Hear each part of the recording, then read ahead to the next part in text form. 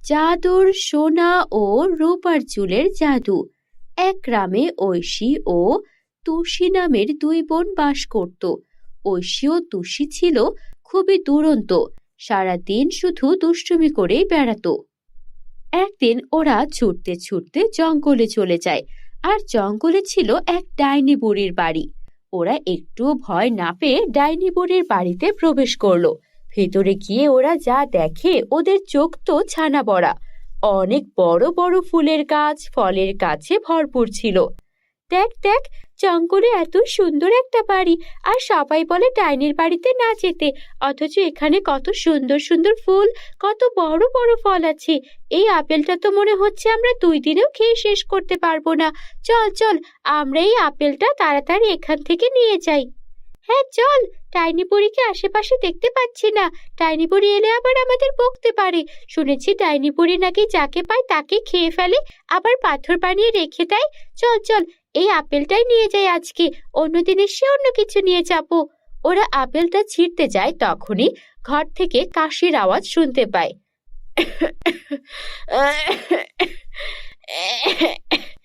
কে রে, আমার বাগানে কে? ওই তো রে, ডাইনি বুড়ি জেগে গেছে মনে হচ্ছে, আমাদের এখনই পালাতে হবে। একটু অসুস্থ হয়েছি বলে আমার বাগান থেকে চুরি করতে এসেছিস? দাঁড়া, এখনই পাথর বানিয়ে রেখে দেব। ডাইনি বুড়ি আমাদের পাথর বানিয়ে রেখে দেবে, চল বোন পালাই পালাই। না বোন, উনি তো কাশছেন অনেক, উনি মনে হচ্ছেন খুব অসুস্থ। ডাইনি বুড়ি হলেও তো উনি একা থাকেন, ওনার তো ছেলে মেয়ে নেই।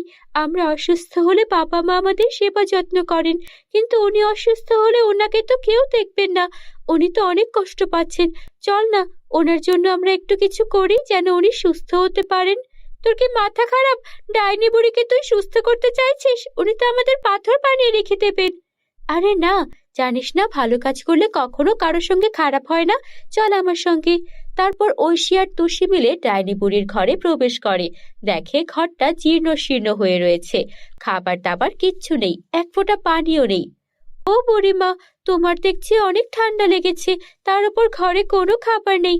আমরা যে তোমার বাগান থেকে আপেলটা তুলেছি, এটা কেটে দেব, এটা একটু খাবে? কে রে তোরা? সবাই আমায় দেখে ভয় পায়, পালিয়ে যায়, আর আমার ক্ষতি করতে চায়। তোরা আমার সেবা করতে এসেছিস? তো কি হয়েছে, তুমি তো বুড়িমা, তোমার মতো আমাদের একটা নানি কিংবা দাদিও থাকতে পারতো। তোমার তো অনেক কাশি হয়েছে, ঘরে কি আদা আছে? একটু আদার রস করে দিলে কাশি ভালো হয়ে যাবে, তোমার উঠতে হবে না। তারপর ঐশী আর তুষি ঘর থেকে আদা বের করে আদার রস বানিয়ে সেই ডাইনি বুড়িকে খাইয়ে দিল। বাহ, এখন একটু আরাম লাগছে।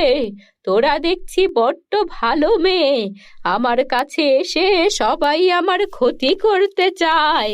তাই তো আমি সবাইকে বলি যে আমি ডাইনি বুড়ি, যাকে ইচ্ছা তাকে পাথর বানিয়ে দিতে পারি।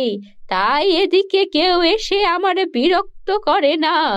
অসুখে তো বিছানায় পড়েই গেছিলাম, ভেবেছিলাম এখানেই মরতে হবে, কিন্তু তোরা দুটিতে এসে আমার বড্ড উপকার করলি।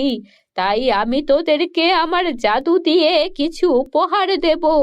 এই বলে ডাইনি বুড়ি কিছু জাদু মন্ত্র উচ্চারণ করতে লাগলো, আর সঙ্গে সঙ্গে ঐশীর মাথায় সোনার চুল আর তুষির মাথায় রূপার চুল হয়ে গেল।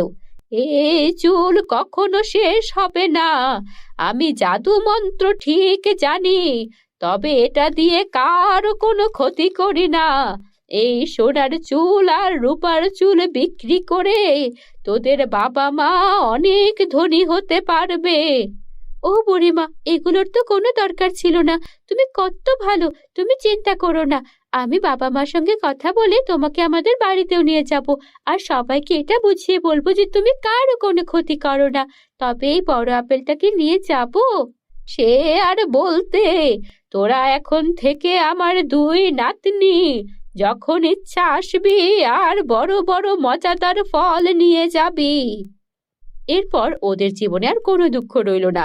ওরা সোনা রূপার চুল বিক্রি করে ধনী তো হলোই, ডাইনি বুড়িকে ওদের সঙ্গে নিয়ে রাখলো। বন্ধুরা, আমাদের চ্যানেলে নতুন হলে চ্যানেলটিকে সাবস্ক্রাইব করতে ভুলো না যেন। জাদুর সোনা ও রূপার লিপস্টিক। এক গ্রামে লিপিকা নামের একটা গরিব মেয়ে বাস করত। লিপিকার বাবা মা মানুষের জমিতে কাজ করে সংসার চালাতো। কিন্তু একদিন লিপিকার বাবা যখন জমিতে ট্রাক্টর চালাচ্ছিল তখনই তার পাটা কাটা পড়ে যায়। আর এমন বিপদে তাড়াতাড়ি করে লিপিকার বাবাকে আশেপাশের মানুষজন হাসপাতালে ভর্তি করে। ডাক্তার লিপিকার বাবাকে দেখে বলে, আপনারা নিয়ে এসেছেন তো রোগীকে, কিন্তু ওনার পা তো কাটা পড়েছে, তাই উনি সারা জীবনের মতো পঙ্গু হয়ে গেছেন। উনি আর কোনো কাজ করতে পারবেন না। এখন যদি উনি ঠিক মতো বিশ্রাম না করেন আর ওষুধপত্র না খান, আর আমরা যদি ওনার পায়ের ঠিক মতো চিকিৎসা না করি, ওনার পুরো শরীরে পচন ধরে যেতে পারে। তাই এটার জন্য 1 লক্ষ টাকার প্রয়োজন। আপনারা টাকা জমা করে দিন। আপনি এসব কি বলছেন? আমার স্বামীর একে তো পা কাটা গেল, তার উপর 1 লক্ষ টাকা। আমাদের দেখে কি আপনি বুঝতে পারছেন না যে আমরা সাধারণ মানুষজন? আমরা যে গরিব চাষাভূষার কাছে কি 1 লক্ষ টাকা থাকে? দেখুন, আমি বুঝতে পারছি। ঠিক আছে, সরকারি ফান্ডিং এর ব্যবস্থা করে আপনাদের 50% ডিসকাউন্টের ব্যবস্থা করছি, কিন্তু আপনাদেরকে কম করে হলেও 50,000 টাকার ব্যবস্থা করতেই হবে, নয়তো আমরা কিছুই করতে পারবো না। আচ্ছা ঠিক আছে, দেখি কিছু করতে পারি কিনা। হ্যাঁ রে লিপিকা মা, তুই বল না, তোর বাবার চিকিৎসা কিভাবে করাবো? আমাদেরকে এত টাকা কে দেবে? মা, আমরা জমিদার চাচার কাছে যেয়ে দেখতে পারি তো, চলো জমিদার চাচার কাছে যাই। লিপিকা আর ওর মা গ্রামের জমিদারের কাছে যায়। জমিদার চাচা, আমাদেরকে 50,000 টাকা ধার দিন না, বিনিময়ে আপনি আমাদের বাড়ি বন্ধক রাখুন, যা করুন, কিন্তু টাকাগুলো আমাদের খুব লাগবে।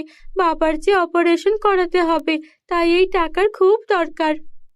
ও আচ্ছা আচ্ছা, 50,000 টাকার দরকার। ঠিক আছে, বাড়ির দলিলপত্র নিয়ে আয়, টাকা দিয়ে দেব। জমিদারের মনে ছিল কুমতলব। জমিদার এই টাকার বিনিময়ে ওদের বাড়ি ভিটাটা দখল করতে চাইছিল। ওরা সেই ফাঁদে পা দিল। লিপিকা সেই টাকা এনে ওর বাবার চিকিৎসা করালো।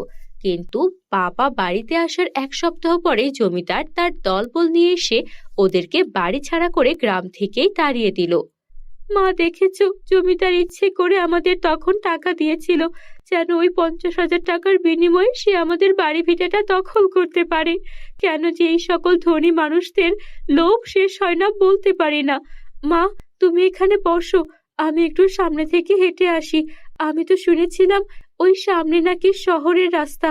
যদি আমি আজকে সকাল সকাল শহরের জন্য বেরিয়ে পড়ি, তাহলে তো সন্ধ্যের মধ্যে কোনো না কোনো কাজের ব্যবস্থা করতেই পারবো।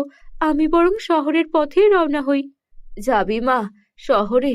ঠিক আছে, এই 3টা রুটি নিয়ে যা, তোর যদি পথে ক্ষুধা লাগে খেয়ে নিস। লিপিকা ওর মায়ের দেওয়া 3 রুটি নিয়ে শহরের পথে রওনা হয়। ওর মা আর বাবা একটা গাছের নিচেই অবস্থান করে। ওদের থাকার মতো কোনো জায়গাই ছিল না। এদিকে লিপিকা হাঁটতে হাঁটতে ক্লান্ত হয়ে একটা কুয়ার পাশে বসে ওর একটা রুটি গুনতে থাকে। 1, 2, 3, 3টা আছে। প্রথমটা আমি না হয় এটাই খাই, এটা একটু বড় আছে। ওই কুয়ার ভিতরে ছিল 3টা ডাইনি। ডাইনিরা মনে করে লিপিকা হয়তো ওদেরকে খাওয়ার কথা বলছে, তাই তখন 3 ডাইনি ওপরে উঠে আসে আর ভয়ে ভয়ে বলে, আমাদের খাবেন না, আমরা এখানে লুকিয়ে আছি, আপনি যা বলবেন তাই করতে রাজি আছি, দয়া করে আমাদের খাবেন না, আমাদের ভয়ে মানুষ ততষ্ট থাকে, আর আপনি এত শক্তিশালী, আমাদেরকে না দেখেই খাওয়ার কথা বলছেন। লিপিকা বুঝতে পারে যে ও রুটি খাওয়ার কথা বললেও এই ডাইনিগুলো ভেবেছে ও তাদেরকে খাওয়ার কথা বলছে, আর লিপিকা এই সুযোগটাই কাজে লাগায়। লিপিকা সঙ্গে সঙ্গে বলে, ঠিক আছে, তোমাদের খাবো না, যদি তোমরা আমাকে সাহায্য করো। আমার বাবা অনেক অসুস্থ, তার বিনিময়ে আমরা বাড়ি বন্ধক দিয়ে জমিদারের থেকে 50,000 টাকা নিয়েছিলাম। জমিদার আমাদের বাড়িও দখল করেছে। তোমরা কি আমাদের বাড়ি উদ্ধার করে দেবে? কেন দেব না, আপনি আমাদের মালকিন, অবশ্যই দেব। আজকের মধ্যেই জমিদার আপনাদের বাড়ি আপনাদের বুঝিয়ে দেবে। তারপর ডাইনি 3 জন এলো লিপিকার সঙ্গে জমিদার বাড়িতে। জমিদার তো 3 ডাইনিকে দেখে ভয়ে ততস্থ। সঙ্গে সঙ্গে লিপিকাদের বাড়ির দলিল ফেরত দিল। আর তারপর 3 ডাইনি বলল, এই নিন, এখানে 2টা জাদুর সোনা আর রূপার লিপস্টিক আছে। এই সোনার লিপস্টিক আপনাকে অনেক অনেক টাকা দেবে, আর এই রূপার লিপস্টিক আপনাকে যত খাবার প্রয়োজন তাই দেবে। আপনি আমাদেরকে মুক্ত করে দিন মালকিন। তারপর লিপিকা ওই 3 ডাইনিকে মুক্ত করে দিল, আর সেই জাদুর সোনা রূপার লিপস্টিকের সাহায্যে সুখে শান্তিতে দিন কাটাতে লাগলো। বন্ধুরা, আমাদের চ্যানেলে নতুন হলে চ্যানেলটিকে সাবস্ক্রাইব করতে ভুলো না যেন। Bye bye.